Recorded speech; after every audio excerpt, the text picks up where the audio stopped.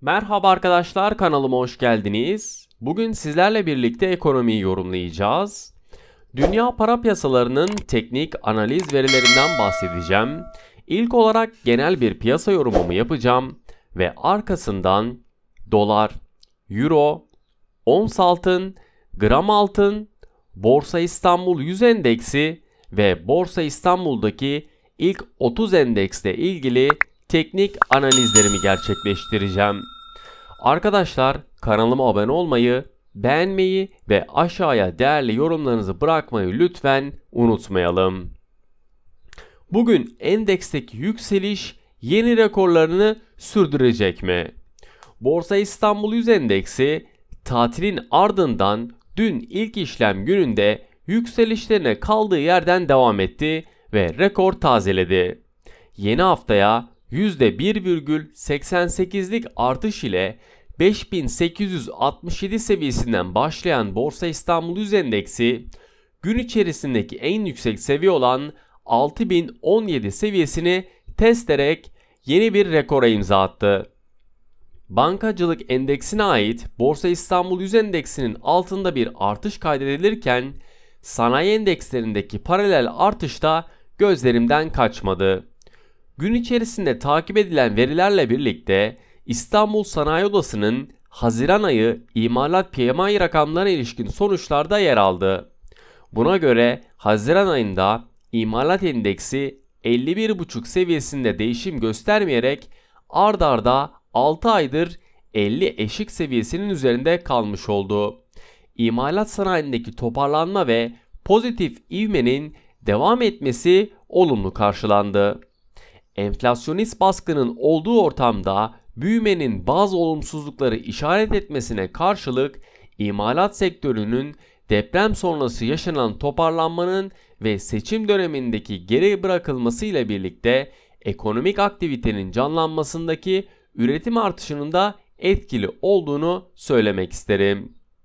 Türkiye Cumhuriyeti Merkez Bankası Haziran ayında 2022 yılı Mart ayından itibaren ilk kez faiz artışı gerçekleştirmiş ve politika faiz oranını %15 seviyesine yükseltmişti. Dün Haziran ayı para piyasası kurulu toplantısı tutanakları da açıklandı. Metinde orta vadede %5 enflasyon hedefine uzak olunduğunu, gerektiği zaman ve gerekli ölçülerde kademeli olarak parasal sıkılaştırma sürecinin başladığını ve enflasyon görünümünün belirgin bir iyileşme sağlanana kadar sürecin böyle devam etmesinin öngörüldüğü ifadeleri yer aldı. Yurt içerisinde aynı zamanda Ticaret Bakanlığı Haziran ayına ilişkin dış ticaret sistemi verileri de yayınlanmış oldu. Bu rakamlara göre dış ticaret açığımız Haziran ayında 5,4 milyar dolar olarak gerçekleşti.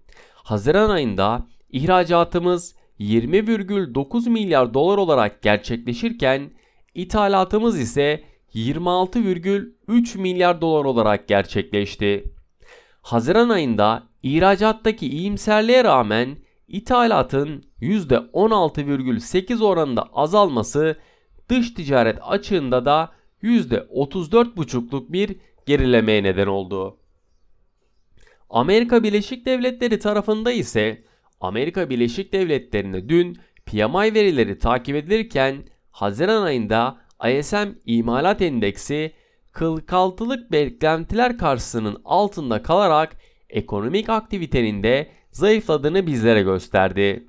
Verilerin ardından Fed'in faiz artırım beklentisi nispeten de olsa zayıflarken parite ve ons altın tarafında da yukarı yönlü fiyatlamaların kaydedildiğini gördük. Amerika Birleşik Devletleri'nde Kurtuluş Günü sebebiyle dün erken kapanış gerçekleştiren piyasada bugün ise tüm piyasaların kapalı olduğunu biliyoruz. Gün içerisinde takip edilecek verilerin akışı bulunmazken yarın tatil sona ermesi ve piyasaların yeniden açılmasıyla işlem hacminde Amerika Birleşik Devletleri'nde dayanıklı mal siparişleri ve fabrika siparişleri birlikte Haziran ayı Federal Açık Piyasa Komitesi tutanakları da yayınlanmış olacak. Euro bölgesi tarafında ise imalat endeksi verileri Haziran ayında 43,4 olarak beklentilerin hem de eşik değerinin altında kalması bir önceki aya göre de gerilemesine sebep oldu. Aynı şekilde bölgenin öncü ekonomilerinden olan Almanya'da 40,6 olarak açıklanan imalat PMI verisi beklentilerin altında kaldı. İmalat sanayisinde zayıflık görülürken Morgan Stanley ve UBS Avrupa Merkez Bankası'nın Eylül ayında 25 baz puanlık faiz artırımının terminal faiz oranını %3,75'ten %4'e çıkarmasını beklediklerini açıkladı. Uluslararası Kredi Derecelendirme Kuruluşu S&P tarafında ise yapmış olduğu açıklamada Avrupa'da henüz yükselen faiz oranlarının etkisinin hissedilmediğine dikkat çekerken 2025 yılından önce Euro bölgesinde enflasyonun kontrol altına alınmasının ve fiyat istikrarının sağlanmasının beklenmediğine işaret etti. Avrupa Merkez Bankası tarafında ise faiz artırım sürecinin devam etmesi gerektiğine yönelik söylemler de devam ediyor. Son olarak Frankfurt'ta düzenlenen bir etkinlikte konuşan Bundesbank Başkanı ve Avrupa Merkez Bankası üyesi olan Nagel, para politikasının sıkılaştırılmasında hala alınacak yol olduğunu, para politikası sinyallerinin net bir şekilde daha fazla sıkılaştırmaya işaret ettiğini altını çizdi. Şimdi dünya para piyasalarının teknik analiz verilerinden bahsedeceğim. İlk olarak dolar Türk lirasında kurda 26 Türk lirasının etrafında dengelenme çabaları sürerken Amerika Birleşik Devletleri'nde sıkı para politikasının sonuçlarının da alınmaya başlanmasıyla resesyon endişelerinin azalmasıyla birlikte faiz artırım sürecinin de sonuna yaklaşıldığını düşündürürken yıl içerisinde 2 faiz artış beklentisinin de sinyallerinde kırpmış oldu. Dolar endeksi yeniden 103 puan seviyesinde olurken Amerika Birleşik Devletleri 10 yıllık tahvil faizlerinin de 3,8 puan üzerinde seyrettiğini görüyorum. Dolar Türk lirasına teknik olarak baktığımızda dün yarım işlem günü açık olan Amerika Birleşik Devletleri piyasaları bugün kapalı. Kurda 26 Türk lirası seviyesi üzerinde 26,10 ve 26,25 Türk lirası seviyelerinde yakından takip ediyorum. Geri çekilmelerde ise 25,90 seviyesini ilk destek noktası olarak karşımıza çıkarken bu fiyatlamanın altında ise 25,80 ve 25,70 seviyelerinde yakından takipteyim. Euro Türk lirası tarafına gelecek olur isek dün 22 Haziran'dan bu yana en düşük seviye olan 26,97 seviyesini test eden Euro paritesi çaprazda güne yeniden 28,31 seviyesinin üzerinde başladı. Dün yurt içerisinde imalat PMI verileri son 6 aydır sergilediği pozitif ivmesine devam ederek Haziran ayında 50,1 puanlık bir kez daha bu eşiğin üzerine kalmış oldu. Euro bölgesi ve Almanya'da ise imalat sektörü PMI verileri eşik değerin ve beklentilerin altında kalarak zayıf bir görünüm sergiledi. Euro Türk lirasına teknik olarak baktığımızda gün içerisinde 28,30 Türk lirasının altındaki fiyatlamalarda destek bölgesi olarak karşımıza çıkan noktalar 28,20 ve 28 Türk lirası olarak olurken yükselişlerin devam etmesi durumunda ise 28,40 Türk lirasının direnç seviyesi olarak karşımıza çıktığını ve bu seviyenin kırılması durumunda ise 28,50 ve 28,70 Türk lirası seviyelerini yakından takip ediyorum.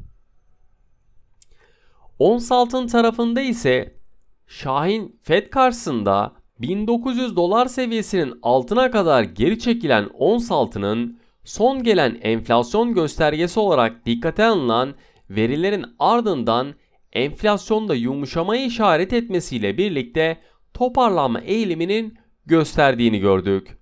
Dün yeni haftaya 1921 dolar seviyesine başlayan ons altının hafif baskı altına kalsa da gün sonunda yine 1921 dolar seviyesinde kapanış gerçekleştirdiğini gördük. Gün içerisindeki destek seviyesi olarak karşımıza çıkan 1920 dolar seviyesi bu fiyatların altında bir fiyatlama ile karşılaştığımız durumda destek noktaları olarak 1915 ve 1900 dolar seviyelerine kadar destek bölgesi olarak karşımıza çıkıyor. Yükselişlerde ise karşımıza çıkan ilk direnç seviyesi 1925 dolar olurken bu seviyenin kırılmasıyla birlikte 1935 ve 1940 dolar seviyelerini yakından takip ediyorum. Gram altın tarafında ise gram altında yurt içi gram altın fiyatları dolar Türk lirasından aldığı destek ile yükseliş eğilimini sürdürürken 1600 Türk lirası seviyesi üzerindeki fiyatlamalarında devam ettiğini görüyoruz. Ons altın tarafında geçtiğimiz hafta açıklanan enflasyon verilerinin beklentilerin altında artış göstermesiyle beraber bu hafta içerisinde iş gücü piyasalarına dair açıklanacak veriler de bu işte belirleyici olacak. Tarihi zirvesi olan 1620 Türk lirası üzerine taşıyan gram altının bu hafta Amerika Birleşik Devletleri'nden gelecek kritik verilerde öneme sahip çıkıyor. Gün içi 1610 Türk lirası seviyesinin üzerinde 1615 ve 1620 Türk lirası seviyelerini yakından takip ettiğim önemli direnç noktaları. Gram altında geri çekilmelerde ise 1605 Türk lirasını ana destek bölgesi olarak karşımıza çıkarken bu seviyenin altındaki fiyatlamalarda ise 1600 Türk lirası ve 1590 Türk lirası seviyelerinde yakından takip ediyorum. Borsa İstanbul 100 endeksinde ise Borsa İstanbul 100 endeksi önceki işlem günü %4,45'lik yükseliş ile 6015 seviyesinde günü tamamlamıştı. Haftanın ilk işlem gününde gerçekleşen işlemlerde gün içi en düşük seviye olarak 5867 olurken en yüksek seviye ise 6018 olarak gerçekleşti.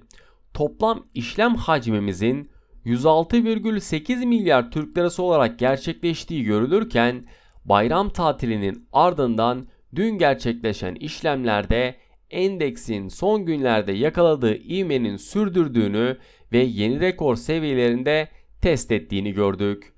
Genel görünümde yakalanan bu ivmenin devam etmesini beklerken bu bakımdan endekste gün içerisinde yine bir rekor seviyesinin test edeceğini düşünüyorum. Borsa İstanbul 100 endeksinde yukarı yönlü hareketlerin devam etmesi durumunda 6050 seviyesini ilk direnç seviyesi olarak karşımıza çıkarken bu seviyenin aşılmasıyla birlikte 6150 ve 6250 seviyelerinde yeni hedef noktası olarak karşımıza çıkıyor. Olası geri çekilmelerde ise 5900 seviyesinin ana destek noktası olarak görürken bu seviyenin altında ise 5750 ve 5660 seviyelerinde yakından takip ediyorum. Borsa İstanbul 30 endeksinde ise bu ilk 30 endeksin Ağustos vadeli kontratta haftanın ilk işlem günündeki işlemlerde kapanışının %6,27 yükseliş ile 7046 seviyesinde tamamladığını gördük. Haftanın ilk işlem gününde endeksin pozitif bir başlangıç yapması ve devamında gelen hacimli hareketlerle kontratta da yükselişlerin devamını gördük. Bu görünümün devam edeceğini de düşünürken zayıf veri akışının olduğu bugünlerde de Borsa İstanbul 100 endeksine teknik olarak baktığımızda yukarı yönlü bir ivmenin devamının geleceğini düşünüyorum. Borsa İstanbul 30 endeksine teknik olarak baktığımızda 7100 seviyesinin karşımıza çıkan ilk direnç seviyesi olarak karşımıza çıkarken bu seviyenin aşılması durumunda 7250 ve 7380 seviyelerinde yakından takip ediyorum.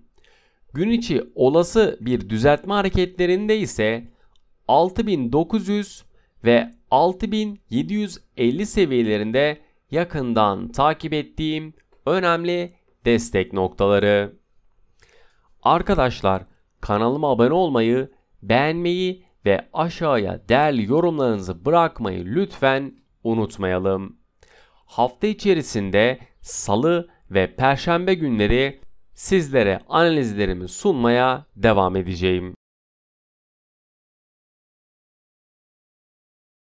Maybe you should take a step